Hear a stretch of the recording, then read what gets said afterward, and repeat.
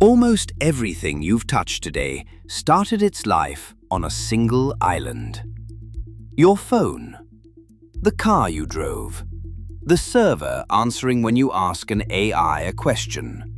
Roughly 90% of the world's most advanced computer chips are made in one place, Taiwan. A self-governing island the size of Maryland, 100 miles off the coast of a country that says it owns it.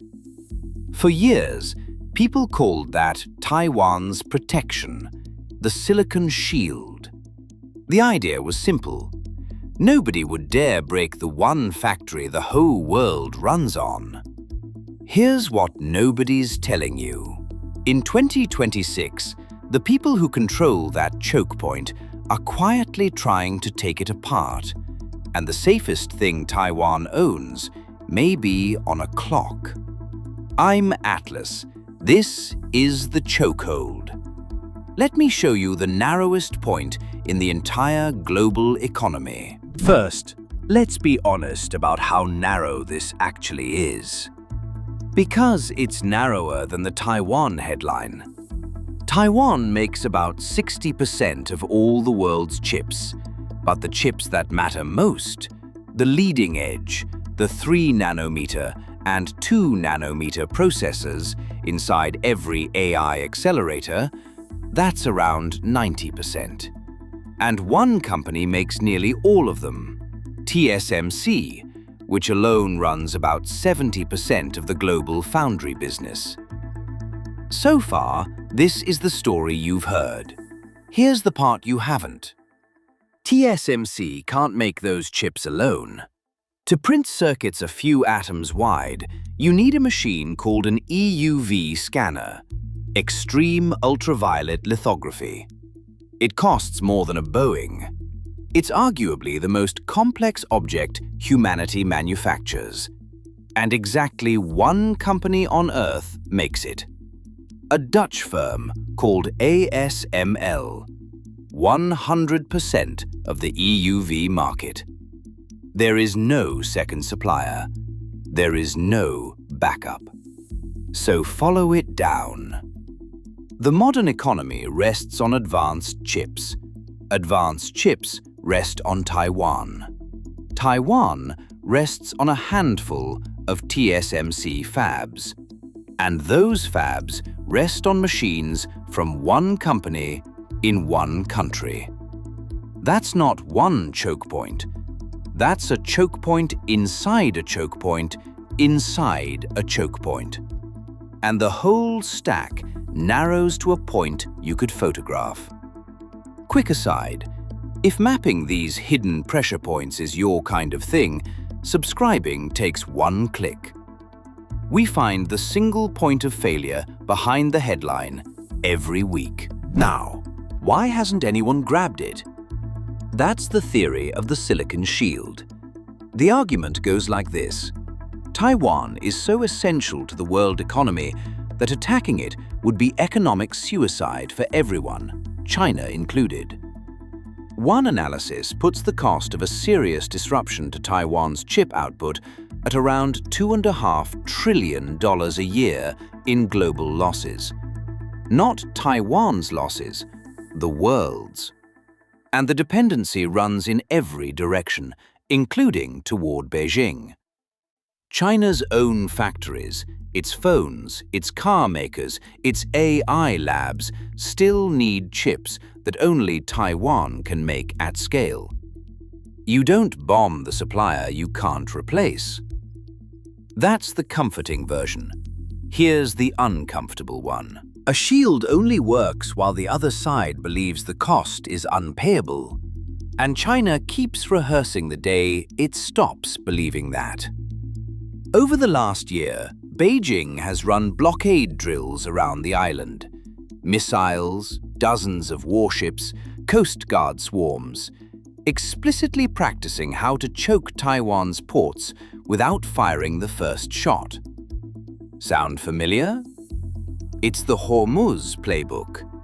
You don't have to invade a choke point, you just have to make the world afraid to use it. Taiwan sees it. Its Coast Guard is training for a blockade. Its president has called for a $40 billion jump in defense spending. Nobody on that island thinks the shield is permanent. They think it's a clock, and they're trying to figure out how much time is on it. But here's the twist that makes 2026 different. Taiwan isn't the only chokehold on the table. There are two, and they're pointed at each other. On one side, the United States controls the top of the stack. Washington decides who gets the best chips. In 2025, it blocked China from NVIDIA's most advanced processors entirely. In 2026, it cracked the door, approving a mid-tier chip, the H200, for a handful of Chinese giants like Alibaba and Tencent, but wrapped it in a volume cap, a 25% tariff, and US testing. And the top-end Blackwell chips? Still banned. America's message: you may rent our second best, never our best. So China reached for the other end of the supply chain, the dirt, the raw materials. Beijing controls the world's supply of gallium, germanium, and the rare earth elements that go into chips, magnets, and weapons. And it has shown it will turn the tap. It banned several of these to the United States outright, then traded a suspension in a deal with Washington, a suspension that expires in late 2026 and that still requires Beijing's permission to ship. The off switch didn't disappear, it just got a timer. So picture it. America has a hand on the chip valve. China has a hand on the mineral valve. Each can hurt the other badly. Neither can let go without bleeding. That's not a war. That's a standoff, mutually assured disruption. And for now, it's holding. But standoffs depend on both sides staying stuck. So the real question becomes, what happens when one side stops being stuck? That's where this gets dangerous in a way almost nobody's naming. The United States doesn't want to depend on an island 100 miles from China, so it's pulling the factory toward itself. TSMC has committed up to $250 billion to build in America, roughly a dozen fabs planned in the Arizona desert. One is already printing NVIDIA's AI chips on US soil. Officials call this managed diffusion, spreading the choke point out so no single strike can take down the world.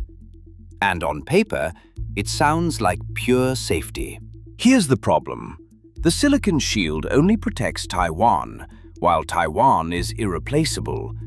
Every fab that opens in Arizona, in Japan, in Germany, makes the island a little more replaceable. Taiwan's own opposition politicians are already asking it out loud. If TSMC becomes, in effect, American semiconductor, where does Taiwan's security go? For now, the shield holds, because the crown jewels stay home. 2-nanometer production is in Taiwan, and the most advanced lines are set to stay there through the end of the decade, while America still runs a generation behind on 4-nanometer. But that gap is the whole shield, and it's designed to close. So the uncomfortable truth is this. The plan that's supposed to protect the world from losing Taiwan's chips may quietly remove the one thing protecting Taiwan itself. So, the chokehold's call with conviction. No blockade, no invasion in the near term. Through 2026, and likely 2027, the silicon shield holds. The two-way chokehold holds. And what we get is loud, managed tension. Drills, export curbs, mineral threats, but not the war. The cost is still unpayable for everyone, and China knows it's still a generation behind. Its best foundry, SMIC, is stuck around 7 nanometers with shaky yields, nowhere near Taiwan's 2. Beijing's leverage is dirt, not chips, and you don't start a war from the weaker side of the board. But here's where I want you watching. The danger isn't now. The danger is the back half of this decade.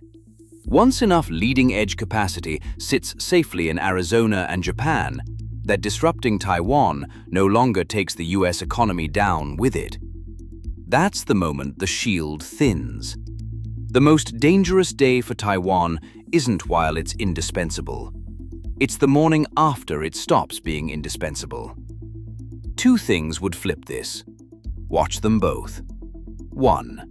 China escapes the chokehold early. If TSMC cracks reliable 5-nanometer production, or the mineral squeeze forces Washington to fold, the leverage map flips overnight, and Beijing gets bolder, years sooner than expected. Watch TSMC's yields, and watch who blinks first on rare earths. 2. The shield breaks from inside the stack. Remember ASML, the one company making the one machine. Even a non-military shock there, an export ban, an accident, a supply break, could freeze the leading edge faster than any blockade. The single point of failure cuts both ways. No breakthrough, no internal break. Then the clock just keeps ticking, quietly, toward the end of the decade. The silicon shield was always a strange kind of armor. It only worked as long as the world couldn't live without one island. The plan to make the world able to live without it is already pouring concrete in the Arizona desert. That's the pattern this whole channel is about. A choke point feels permanent, right up until someone decides to take it apart and discovers what it was really holding back. Last week, we showed you a choke point someone slammed shut by force, the Strait of Hormuz, and why reopened may never mean what it used to. Same logic, different valve. It's on screen now. Follow the chokehold. We'll be watching the next pressure point.